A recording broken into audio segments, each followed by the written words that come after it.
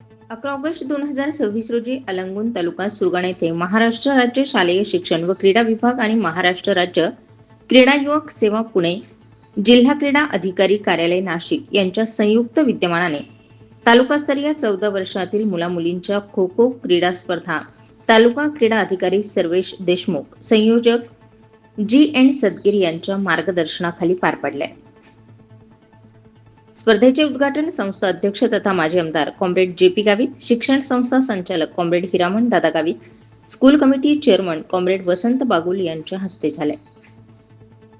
मुलांच्या अंतिम सामन्यात अनुदानित प्राथमिक, माध्यमिक व उच्च माध्यमिक आश्रमशाळा अलंगून संघाने शहीद भगतसिंग विद्यालय अलंगून या संघाचा 1 डाव आणि 12 गुणांनी पराभव केला।